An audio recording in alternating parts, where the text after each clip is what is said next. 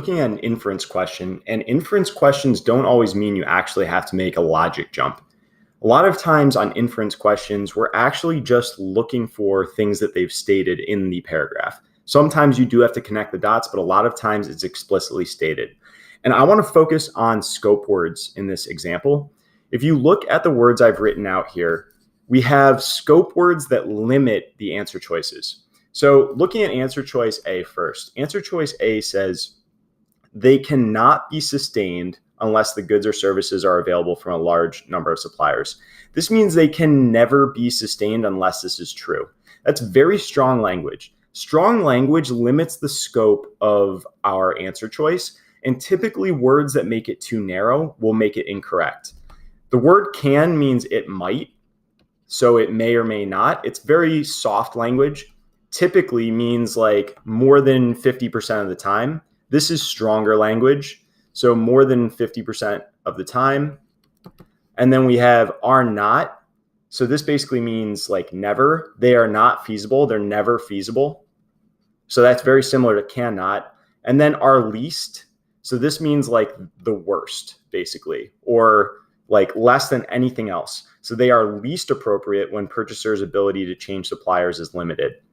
Okay, now looking through these answers, the softest in terms of the language here is answer choice B. And that will actually be our correct answer, but I want to walk through why the other answer choices are wrong explicitly.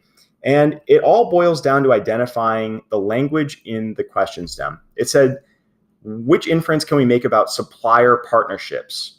And if you look for that language, they actually call it out with quotation marks around it, and that is in line 6. So in line 6, they say corporations often favor supplier partnerships, and then they define it.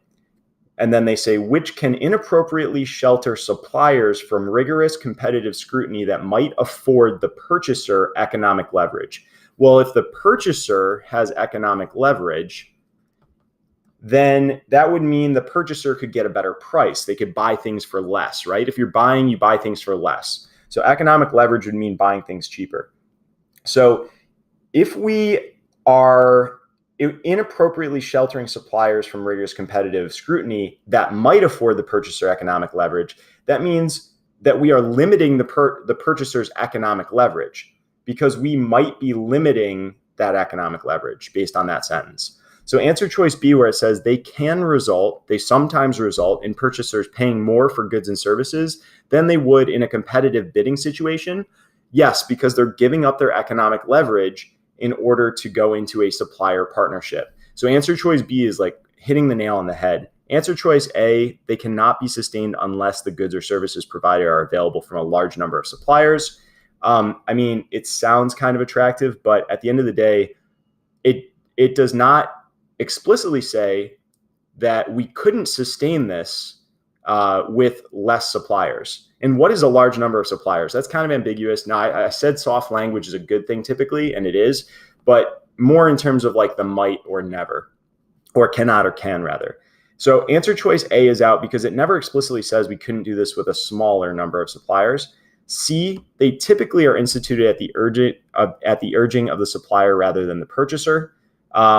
If they're typically instituted at the urging of the supplier rather than the purchaser, that would mean that the supplier had control in the negotiation. I don't think it ever says that anywhere. And logically, to me, it seems like the purchaser would have more control since they're the one making a purchase. And they are basically going out and looking for multiple suppliers. So I think this is probably opposite to what I would assume is true. And it's also never explicitly stated.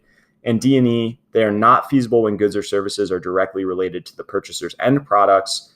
They are not feasible ever when goods or services are directly related to the purchaser's end products. So that would be the first line of the sentence. So competitive scrutiny is typically limited to suppliers of items that are directly related to end products.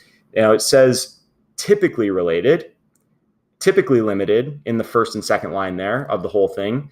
So they're typically limited in line 2. That doesn't mean they're never going to happen. It just means most of the time, more than 50%, they're limited.